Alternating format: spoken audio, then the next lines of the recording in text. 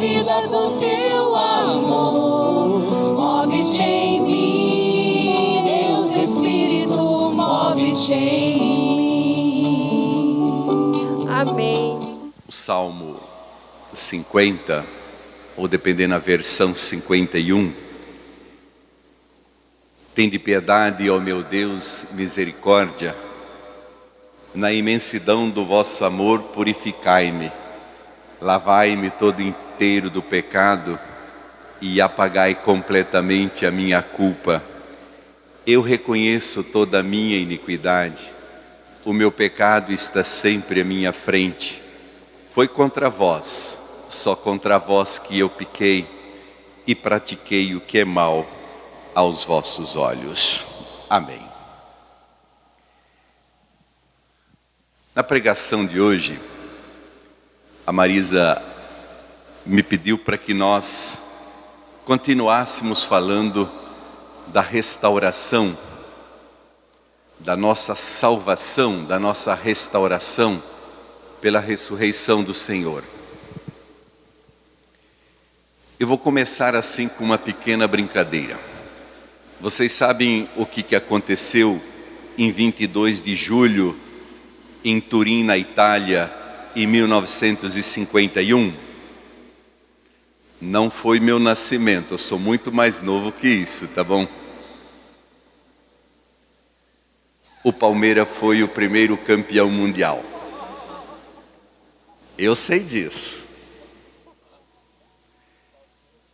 Por 2 momentos, a FIFA, que é um órgão assim oficial do futebol mundial, testificou que diante da Juventus de Turim foi o campeonato mundial e por 2 vezes documentou que o Palmeiras é campeão mundial.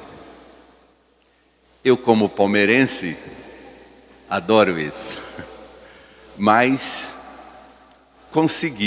eu não consigo convencer a todos desta verdade da qual eu acredito. Tem documentos e tal, eu simplesmente acredito. Mas, como o planeta não é feito só de palmeirenses, outros então têm uma notícia diferente, espalhou uma notícia diferente, não para convencer os palmeirenses, mas colocou muitas dúvidas em vossos corações, nos corações dos palmeirenses. Muitos até se convencem que ele não é campeão mundial, e os outros times adversários então têm certeza absoluta que ele não é. Mas eu sei que ele é. Pois bem, para que serve, Marisa, os evangelhos do Senhor? Ali está muito claramente dito. Jesus ressuscitou. O nosso testemunho é fidedigno, ele é válido, ele é concreto. E é interessante que essa situação de testemunhar um fato, eu não posso testemunhar que o Palmeiras foi campeão. Eu só sigo relatos escritos. Mas o interessante é que um testemunho só é válido, até nos dias de hoje, quando alguém esteve presente no fato. Ele viu, ele tocou, ele cheirou, ele presenciou. Então o júri aceita o seu testemunho. Ele é válido. Condena ou liberta a pessoa que está sendo acusada, mas fica escrito o testemunho válido por todo sempre.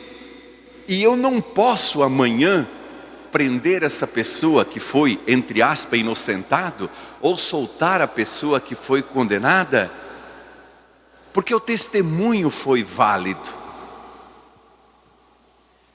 Por que temos essa dificuldade de acreditar em mais de 2000 anos de testemunho de escritos concretos do Cristo ressuscitado.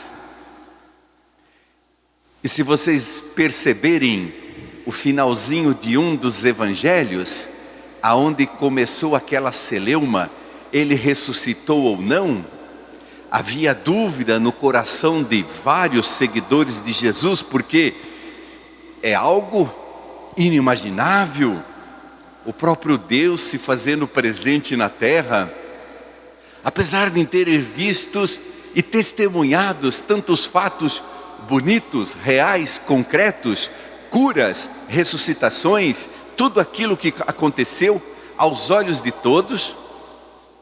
Mas o ser humano, ele é assim mesmo, ele tem essa dificuldade, não é verdade, de compreender, de aceitar, por causa dos seus problemas pessoais, ele cria essas barreiras e não consegue crer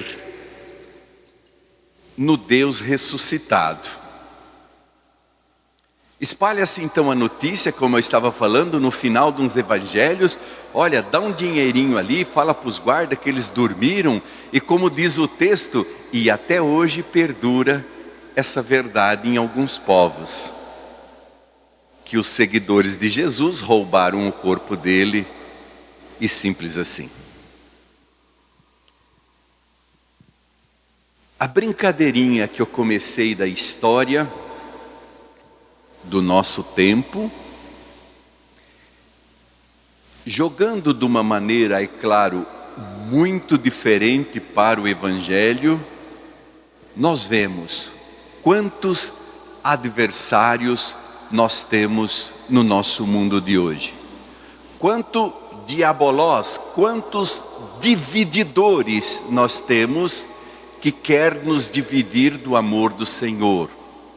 Quantos satanases, adversários nós temos que tentam de diversas maneiras, até entre aspas, querer comprovar cientificamente que a nossa fé é falha, que o nosso Deus não existiu. Então não é de todo errado, de todo mal, as dúvidas que pairam sobre nós. Nós somos seres, Jesus é humano, nós somos seres tentando ser humanos. Jesus é ser humano, nós somos seres tentando ser humanos, porque não é possível tanta desgraça, tanta falta de graça e dizer que somos perfeitamente seres humanos, querendo nos igualar a Jesus. Somos seres, criaturas que, quem sabe o nosso caminhar, nos tornaremos humanos um dia. Então, vários textos concretos, estudados, mas de uma profundidade que vocês não têm ideia da profundidade em esses mais 2000 anos de história. Quantas pessoas assim, mas de inteligências assim incalculáveis, dessecando, discernindo tudo aquilo que foi escrito, letra a letra, não palavra por palavra, letra a letra, e nos certificando, através do tempo da igreja, o nosso Deus encarnado, que sofreu o martírio e morte de cruz, foi sepultado e ressuscitou. O grito do sábado da aleluia, da nossa Páscoa, ele não está aqui, porque procura entre os mortos aqueles que não está aqui. Ele ressuscitou. Por que que desde o primeiro anúncio de Maria Madalena temos essa dificuldade, e aqueles que conviveram junto, não creram também num primeiro momento, foram ao túmulo se certificar, depois o próprio Jesus dá um tremendo puxão de orelha. Estais vendo? Estarás acreditando porque estais vendo? Então vem o nosso galardão, Marisa. Felizes, bem-aventurado os que creram e os que creem sem ter visto.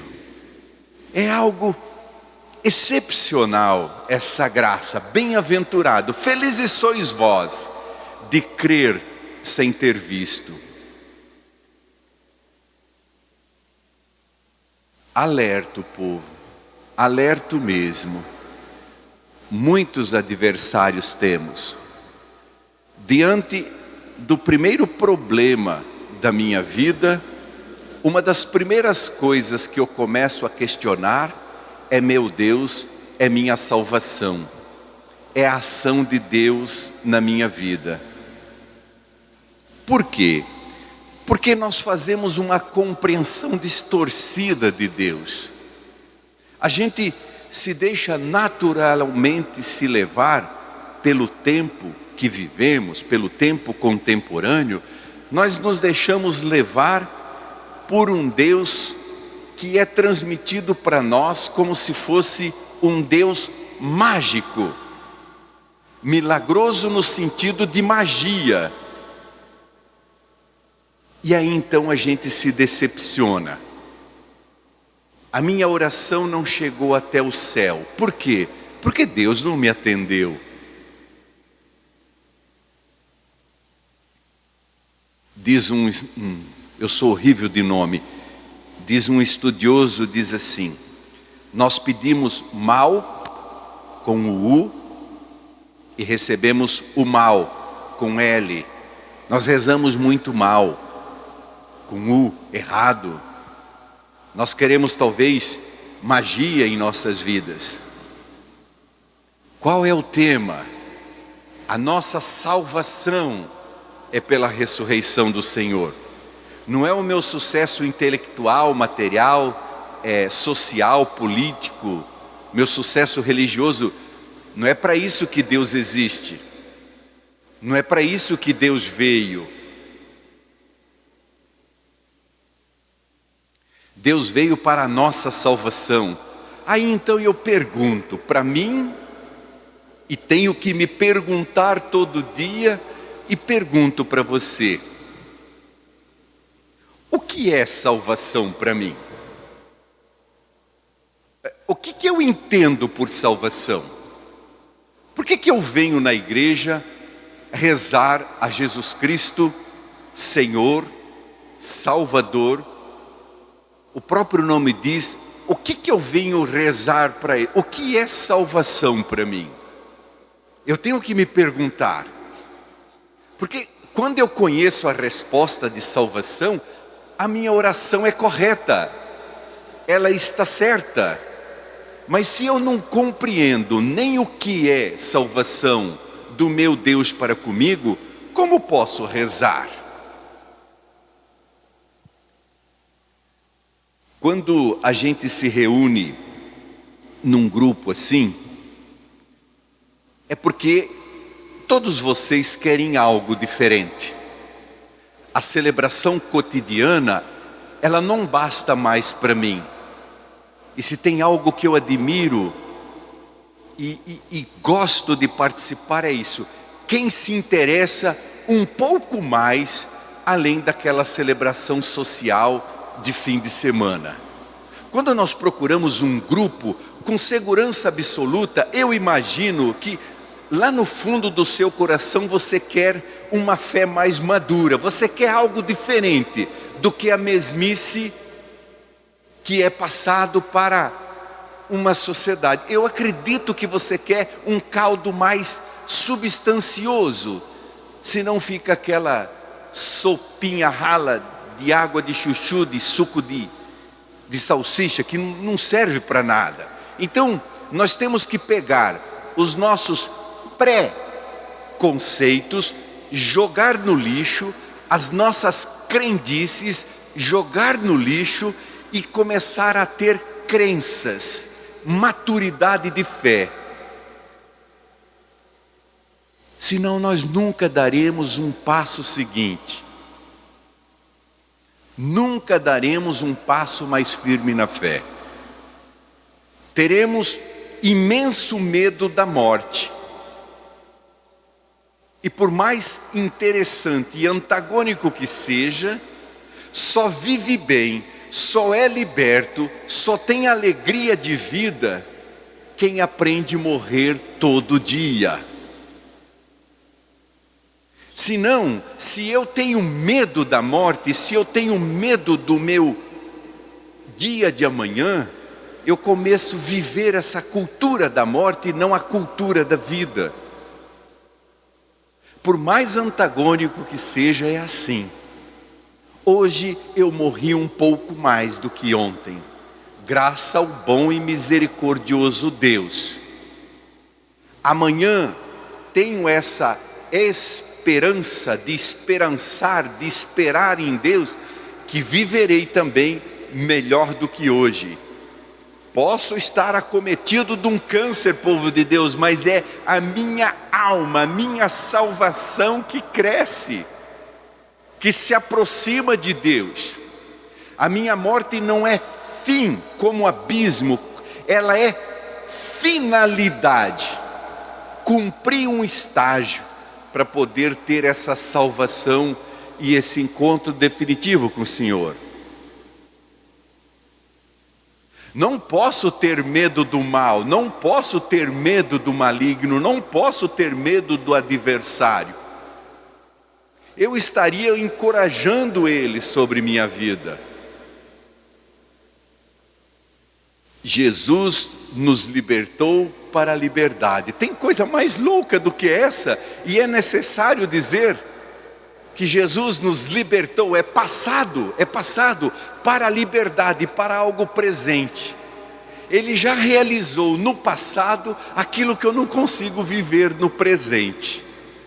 Jesus nos libertou para sermos livres. Tende piedade, ó meu Deus, misericórdia, na imensidão do vosso amor purificai-me, lavai-me todo inteiro do pecado e apagai completamente a minha culpa. Foi contra vós, só contra vós que eu pequei, e pratiquei o que é mal aos vossos olhos. Tenho que ter segurança. O Senhor me dá tudo, e eu parece que quando volto na igreja, na celebração de amanhã ou de domingo, parece que está tudo vazio, a minha vida não cresceu. Padre Dirceu falava na homilia de domingo, para com isso. Não venha para a igreja por um preceito social. Nós rezávamos domingo, que é a pista para a nossa salvação da semana, para a nossa missão da semana, o chamado discípulos de Ismaús. Caminhavam então os dois discípulos. A primeira coisa que pensamos talvez é que dois homens, mas com segurança era Cleófas e sua esposa. Saíram então de Jerusalém, caminhavam ali 11 quilômetros até aquele povoado. Provavelmente no final da tarde, tristes, estavam lá em Jerusalém ainda todos fechados, com medo. Maria Madalena já tinha falado para eles da ressurreição do Senhor. Vão para casa amargurado, entristecido. Para um casal, sei lá que idade, mas para caminhar 11 quilômetros é 2 horas. Vão pelo caminho. Jesus se aproxima. E eles tentam falar para Jesus, eu acho interessante, Marisa. Ô Antonião, só você não sabe o que aconteceu aqui? Tenta dar uma dura em Jesus ainda. Está por fora, cara, onde você estava? Não viu o que aconteceu tudo em Jerusalém, esse finzão de semana? Jesus então pacientemente vai lhe explicando as palavras.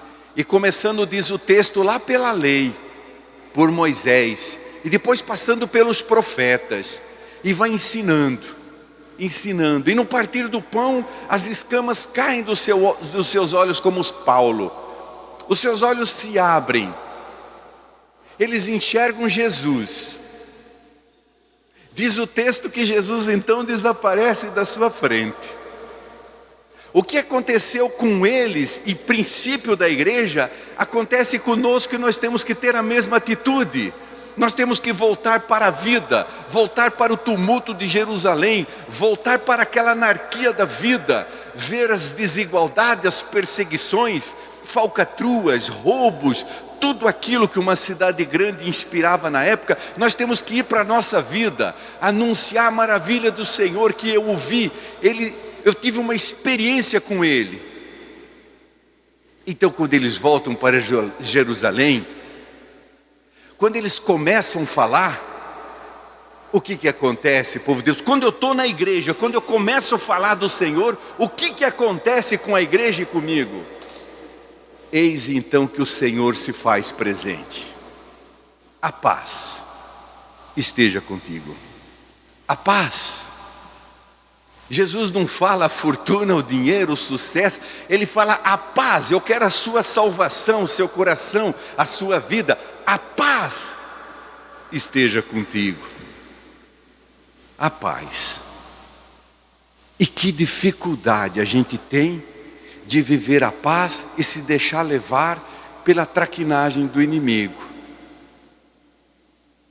O inimigo é perverso, se reveste de luz, me apresenta com os olhos mais lindos, a roupa mais linda, a aparência mais linda possível para mim. Ele se apresenta diante de mim e a gente se deixa levar, ao ponto de homem ou mulher falar um para o outro, nunca se fala um para o outro, são covardes às vezes. Eu me apaixonei por outra ou por outro. Não crê na força do sacramento do teu matrimônio, se deixa levar pelas ciladas do inimigo, e quando ele ou ela, então, que aí eu abomino mesmo, me apaixonei por alguém casado. É o amor, ou casada, é o amor da minha vida. Olha como o demônio dominou esta pessoa, que não basta ela estragar a sua vida, ela quer destruir a dos outros. Desculpamos-nos assim, a carne é fraca e eu errei, eu pequei. Tem um defeito, Marisa, não sei alisar marmanjo, não sei. Não sei porque se eu fizer isso eu estaria sendo hipócrita, estaria enganando a mim mesmo e talvez me deixaria perder também. Eu tenho que ser duro comigo, rígido comigo, porque o mal é perverso, ele me domina se eu fraquejar, ele me domina se eu vacilar. Se eu não fizer uma pregação diária para mim, da crença que eu tenho no Senhor, na salvação, o mundo é mudando mesmo. No mundo há o mal, e se eu não me convencer de que sou maior em Jesus Cristo, também me perco, também me atolo. Sou dono da minha cabeça. O maior músculo mais poderoso que eu tenho é o meu pescoço, de virar para lá, para cá, mas desviar-me do mau caminho, do mau olhar, da cobiça, das tentações. Não nos deixeis cair em tentação. Essa oração é o próprio Senhor que nos dá, que nos ensina. Não nos deixe cair em tentação. A tentação então ela é deste mundo, ela é da fraqueza da carne. Mas por que eu quero acreditar só em pedacinhos da Bíblia? Em versículos que me agrada, que é suave aos meus ouvidos, que eu simpatizo com ele. Por que eu não creio na história da salvação e fico acreditando em pedacinhos?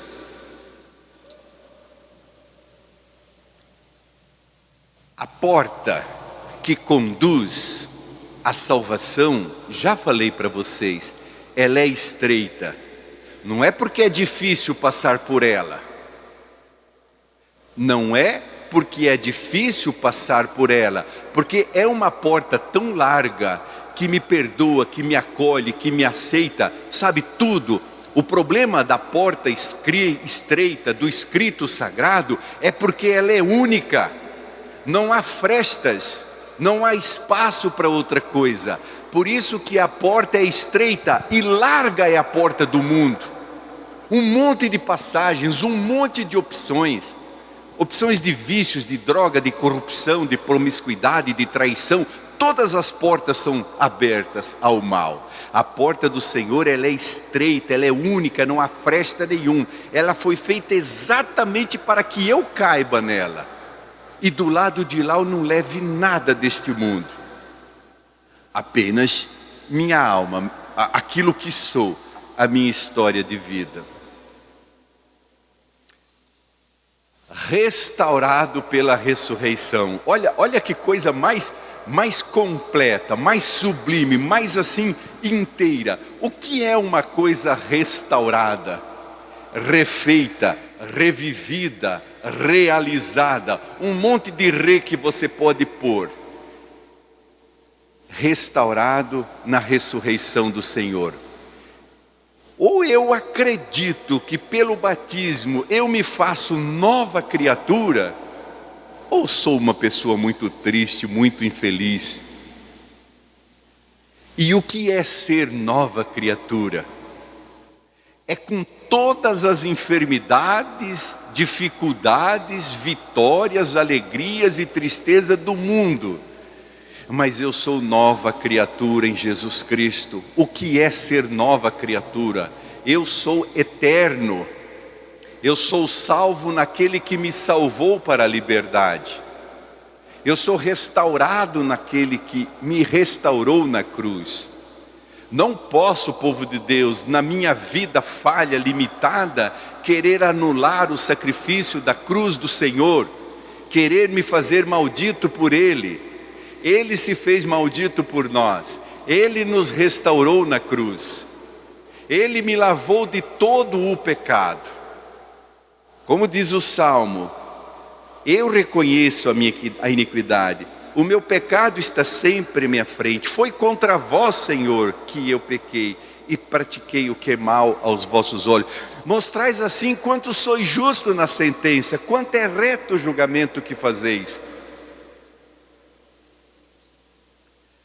Povo de Deus, e como eu costumo brincar, povo e pova, vamos tomar posse dessa nossa realidade. Somos restaurados no Senhor. Não deixe que as dificuldades e as limitações do mundo tire esta alegria da nossa alma. Eu não existo pela vontade de meus pais. Eu existo porque eu sou um querer de Deus. Onde a vida há uma intervenção direta de Deus. Deus me conhece desde o tecer dos meus ossos, do meu íntimo. Ele quis que eu existisse. Eu sou um querer de Deus.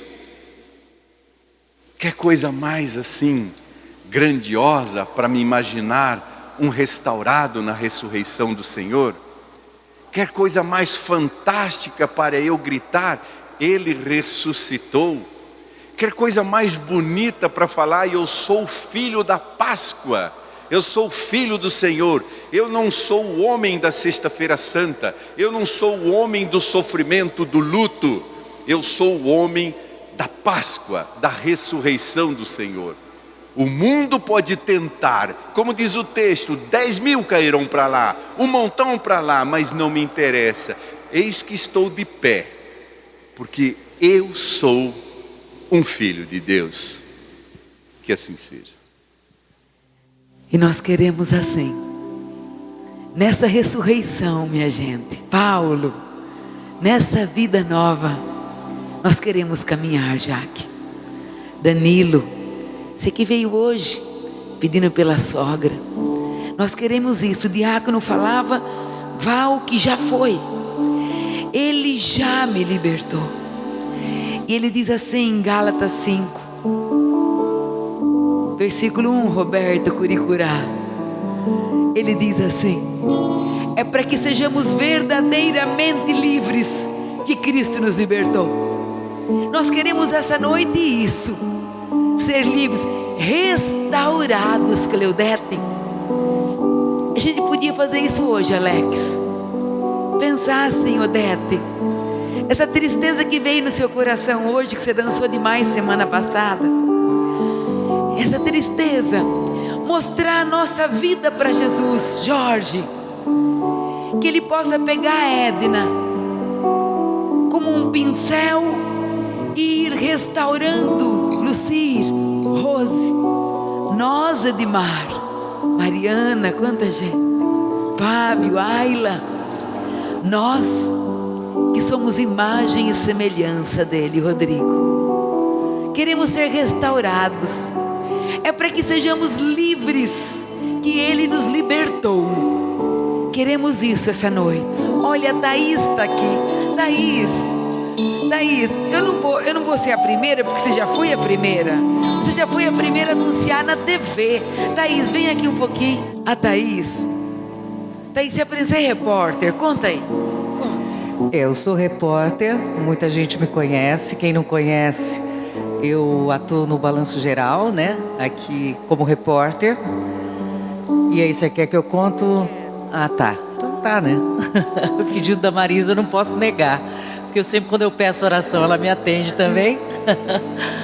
Bom, e eu já trouxe aqui, a Marisa mesmo, né? Você mesma já trouxe aqui a questão do câncer que eu tive lá atrás, e depois surgiram algumas metástases na coluna, e algumas estavam irradiando para o fígado.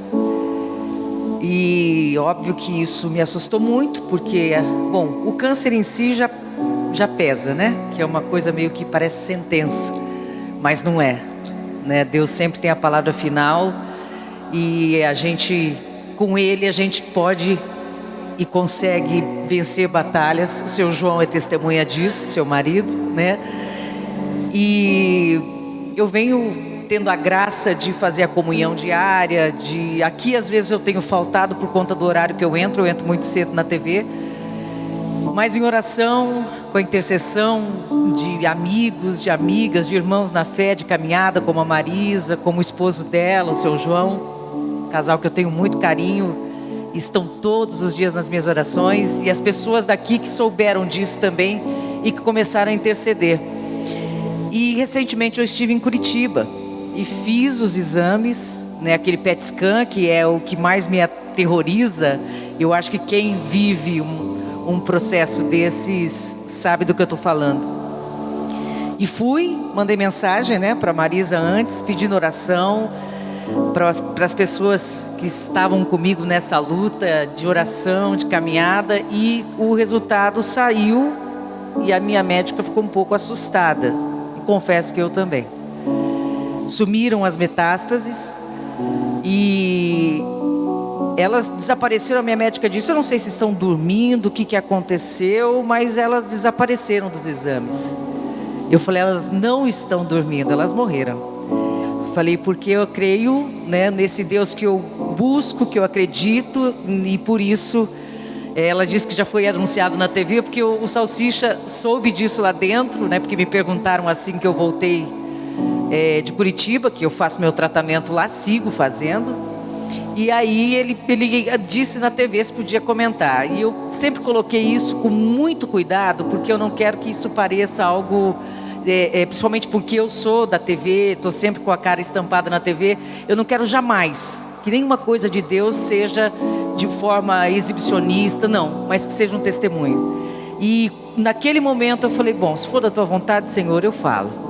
E aí ele comentou, e eu comentei, e estou comentando aqui também. Eu disse para Marisa que eu daria esse testemunho aqui em algum momento. Não achei que fosse tão já. Confesso que a Marisa pega a gente no laço, né? Mas eu louvo a Deus por isso. Gente, uma salva de palmas mesmo forte para essa mulher. Ela, Marisa, olha, eu estou com metástase assim, Marisa. Reza por mim, estou indo fazer o PET scan. Mandou mensagem: Marisa, as metástases desapareceram. Isso é obra de Deus. Eu sei que tem todo um tratamento, tem todo um caminho pela frente, mas nós não podemos deixar de mostrar o poder, a graça e a misericórdia de Deus. E viva Jesus Cristo, minha gente! Senhor nosso Deus, nosso Pai, nós te louvamos, te bendizemos, te damos graças, Senhor, pelo dom da vida que tu nos concedeste. Amém. Restaurados, restabelecidos, revividos, Senhor, na vossa ressurreição.